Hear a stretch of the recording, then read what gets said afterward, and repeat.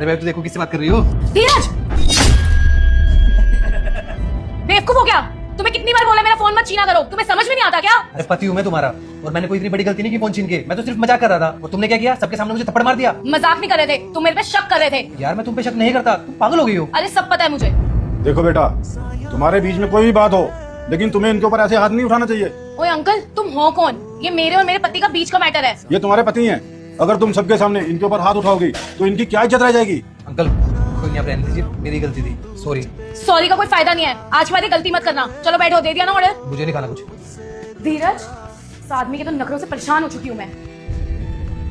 अरे बैग लेके कहाँ जा रहे हो? मैंने गाड़ी की चाबी अंदर रख दी है। वो तो ठीक है, लेकिन जा कहाँ रहे हो? जो मेरा लॉकर है उसका पासवर्ड है 2324। देखो धीरज, मुझे परेशान मत करो, मुझे साफ साफ बताओ तुम कहाँ जा रहे हो? मैं घर छोड़ के जा रहा हूँ। ये क्या बकवास कर रहे हो? मुझे सब समझ में आ गया है कि तुम्हारी नजरों में मेरी कोई इज्जत नहीं है। इतनी मेहनत करने के बाद, इतना प्यार करने के बावजूद भी अगर मेरी इस घर में इज्जत नहीं होगी तो मेरा कोई फायदा नहीं इस घर में रहने का। अच्छा, तुम रेस्टोरेंट वाली बात से नाराज हो? सॉरी यार, हो गई गलती, गुस्से में हो गया था। गुस्सा आ गया था?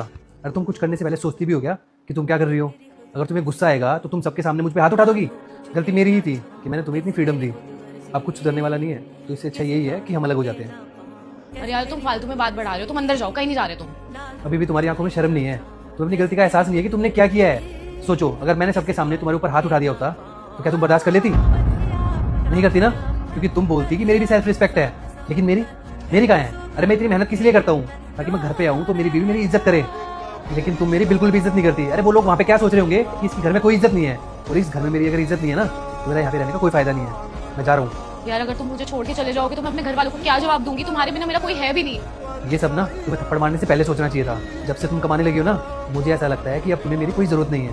पति पत्नी का रिश्ता ना प्यार पेटी का होता है, और अब हमारे बीच में कोई प्यार नहीं रहा।